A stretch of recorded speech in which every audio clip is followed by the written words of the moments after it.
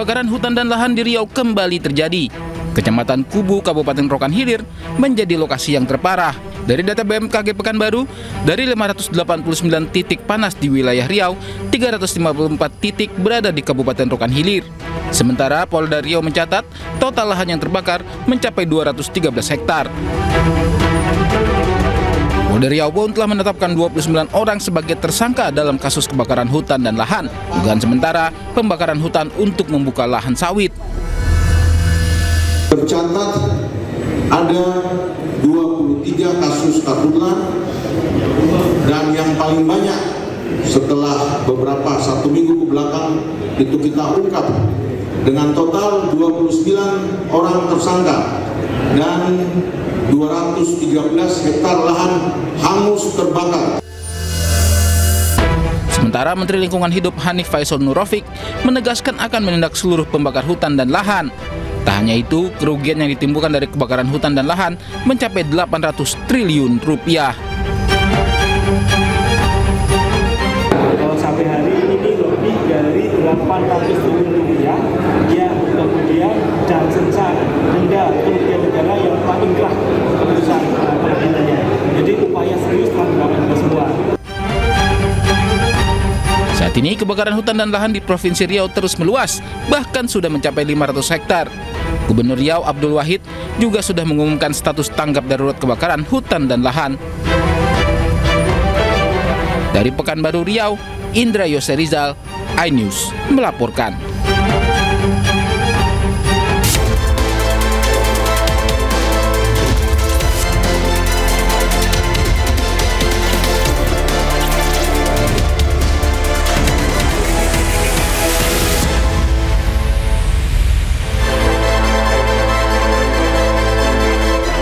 Siang pemirsa, hari ini Presiden Prabowo melantik perwira remaja TNI Polri. Prabowo ingatkan para perwira remaja untuk siap mati bagi Indonesia. Sementara itu di Hari Anak Nasional, pemerintah beri perhatian lebih atas tingginya kasus kekerasan pada anak. Selain informasi tadi, kami juga akan hadirkan beragam informasi menarik dan terkini terkait kebijakan hingga kegiatan para pemimpin bangsa. Bersama saya, Sabrina Hasilah. Inilah pemimpin rakyat, pemimpin beraksi, rakyat awasi.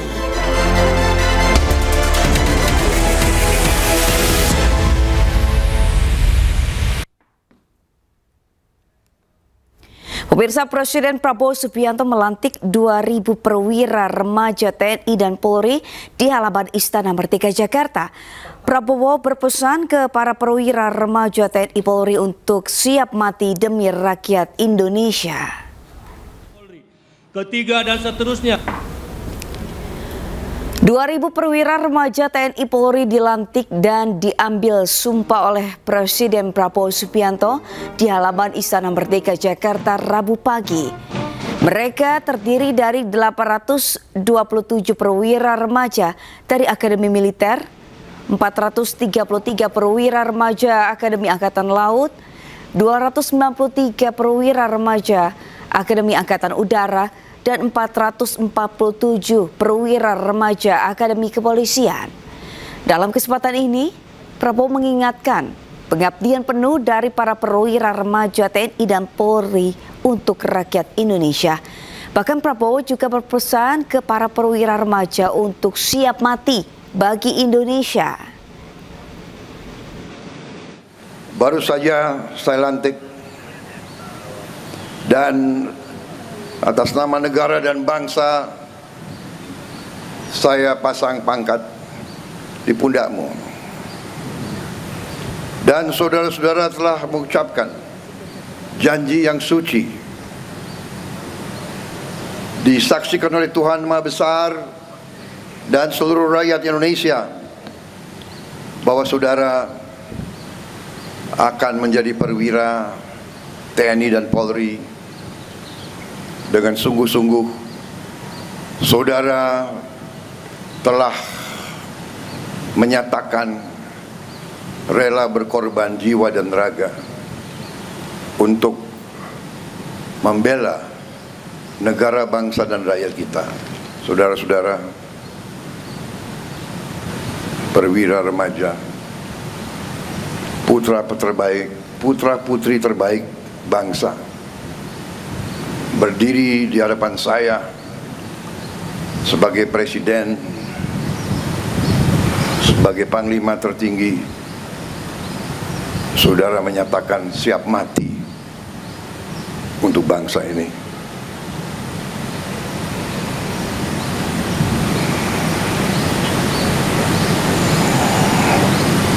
Kedaulatan bangsa, kehormatan bangsa, keselamatan rakyat ada di pundakmu.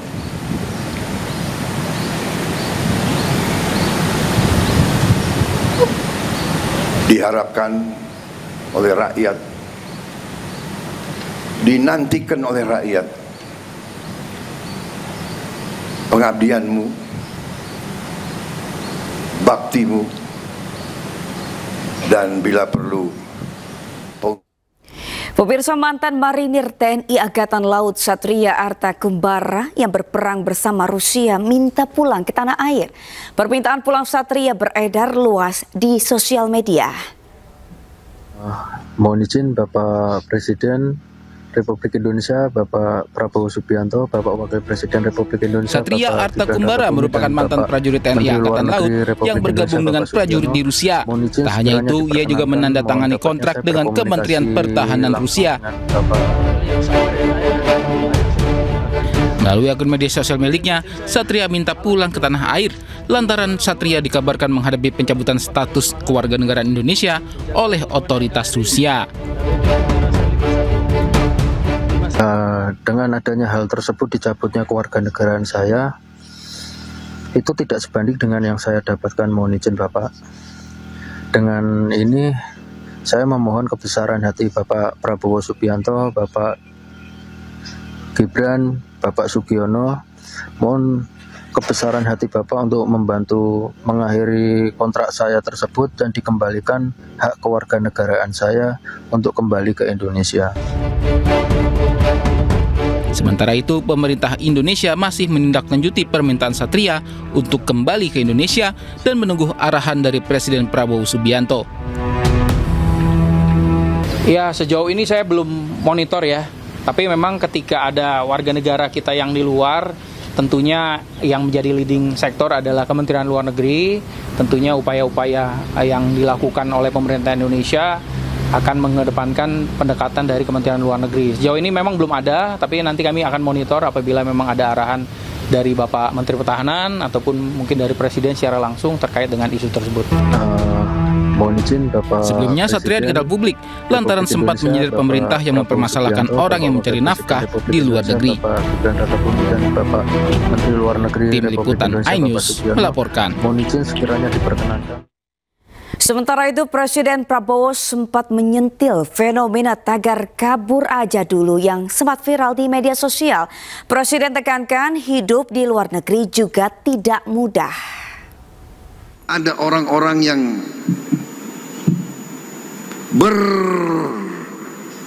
berperan sebagai orang pintar, berperan sebagai pemimpin, tapi yang disebarkan adalah pesimisme. Indonesia gelap, kabur aja deh, lo kabur aja lo.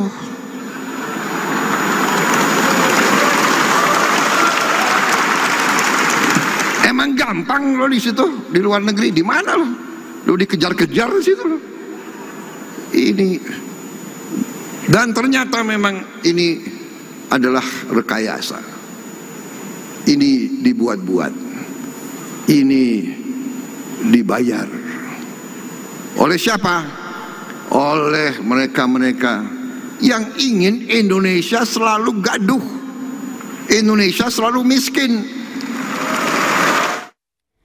Ya pemirsa, usai jeda kita akan melihat perayaan Hari Anak Nasional di Maluku Utara.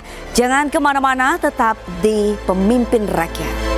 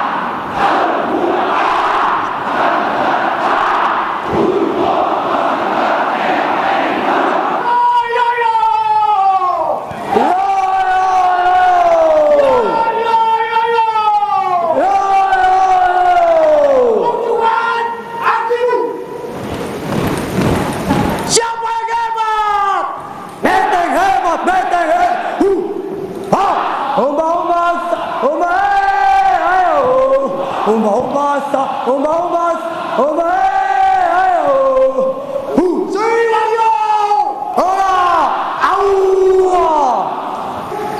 Dalos Bebo, Dalos Bebo, Dalos Bebo, hei Purwomuda, Badwira, TNI Angkatan Udara, Muda, putra putri terbaik bangsa Allah muda bumi Papua. We are the highest, we are the fastest, we are Air Force.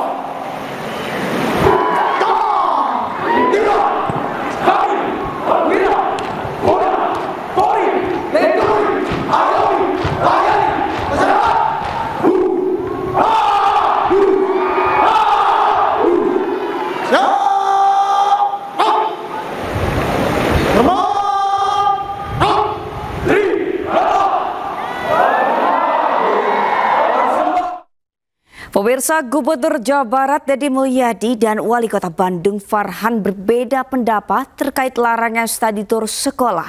KDM bersikukuh melarang digelarnya study tour, namun Wali Kota Bandung justru mengizinkan.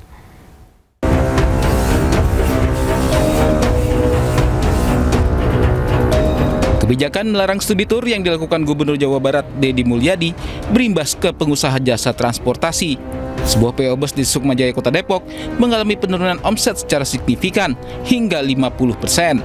Hal ini membuat pengusaha bus terpaksa melakukan PHK terhadap separuh karyawannya.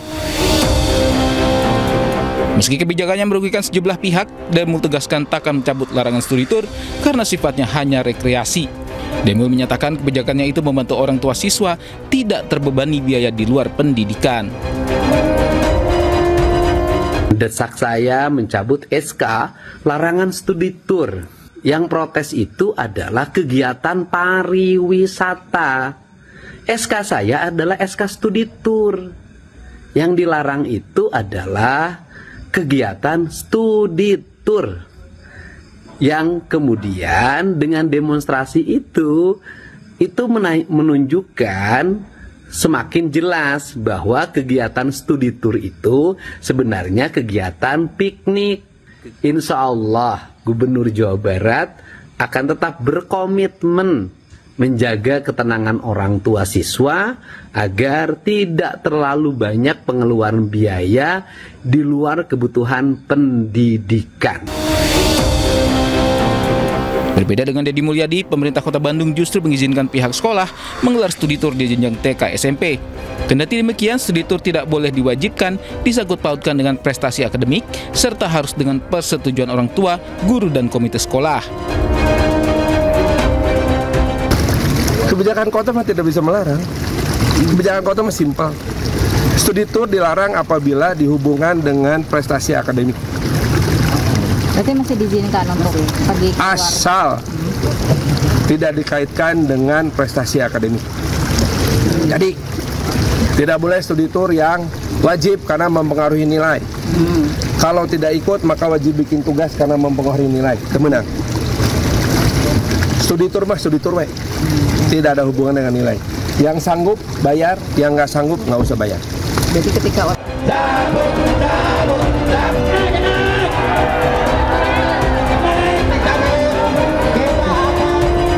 Sektor pariwisata dan transportasi menjadi paling terdampak kebijakan larangan studi tour Deddy Mulyadi. Bahkan ribuan supir bus pariwisata turun ke jalan memblokade jalanan Kota Bandung sebagai bentuk protes. Tim Liputan iNews melaporkan. Perayaan Hari Anak Nasional berlangsung di seluruh wilayah Indonesia, salah satunya di Maluku Utara. Gubernur Maluku Utara Selly Chowanda hadiri perayaan Hari Anak Nasional ke-41. Anak-anak Maluku Utara ikuti rangkaian acara dengan antusias. Shirley yang bertindak sebagai kakak pembina pramuka berinteraksi dan bermain bersama dengan anak-anak.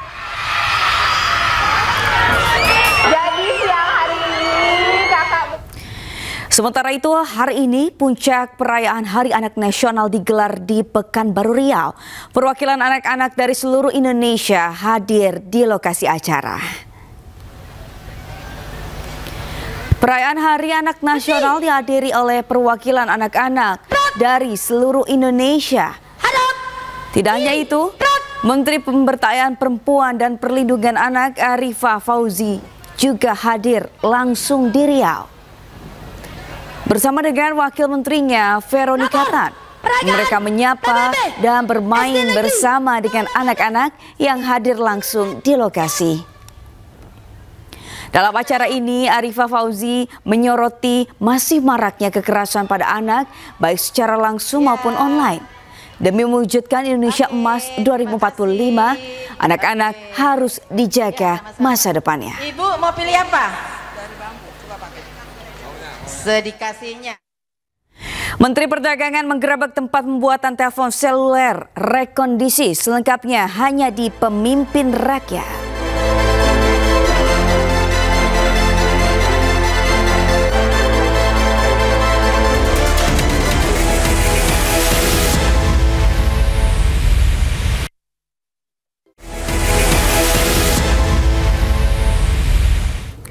Pemirsa, Menteri Perdagangan menggerebek tempat pembuatan telepon seluler rekondisi di Ruko Green Card Cengkareng, Jakarta Barat. Dalam seminggu, pabrik yang suku cadangnya diambil dari ponsel rusak asal Cina ini mampu memproduksi ribuan ponsel berbagai merek.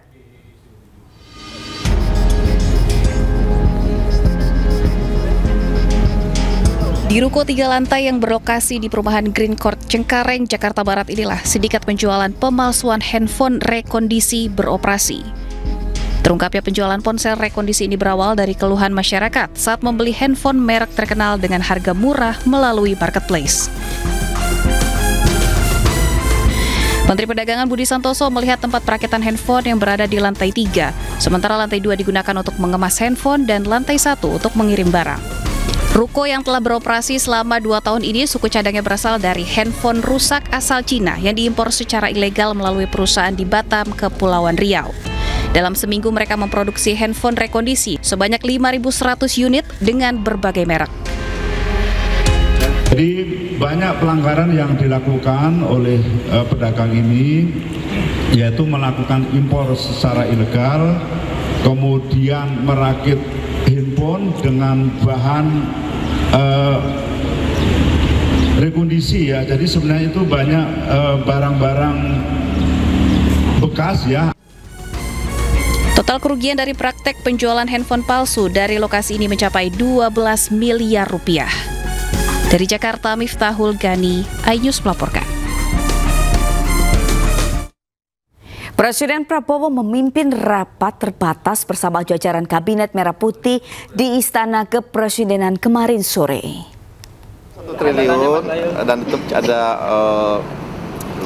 rapat digelar untuk membahas perkembangan ekonomi Indonesia. Saat ini APBN 2025 diprediksi defisit 2,78%. Presiden Prabowo pun menginstruksikan Menteri Keuangan Sri Mulyani untuk tidak terlalu bergantung kepada APBN. Tidak hanya itu, ratas juga bahas investasi yang masuk Indonesia melalui kawasan ekonomi khusus. Nilainya pun mencapai 90,1 triliun rupiah. Nilai ini melampaui target yang ditetapkan. Tidak hanya itu, kawasan ekonomi khusus berhasil menyerap 47.747 tenaga kerja. Tahun ini 2025 outlook dari APBN akan mencapai defisit 2,78%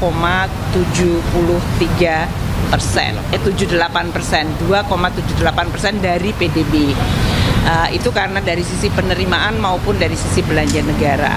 Kemudian Bapak Presiden menekankan untuk berbagai langkah-langkah diregulasi sehingga perekonomian bisa tumbuh, tidak selalu tergantung kepada APBN. Jadi dalam hal ini berbagai perbaikan dari regulasi-regulasi agar ratusan siswa sekolah dasar dengan meriah sambut kedatangan Presiden Republik Indonesia Prabowo Subianto di Klaten. Momen ini terjadi saat Prabowo menghadiri peluncuran Koperasi Desa Merah Putih. Nah, pemirsa, informasi ini sekaligus menutup Pemimpin Rakyat hari ini. Temukan informasi terbaru lainnya di www.inews.id. Saya Sabrina Asila dan kerabat kerja yang bertugas pamit undur diri. Pemimpin rakyat, pemimpin beraksi, rakyat awasi. Sampai jumpa.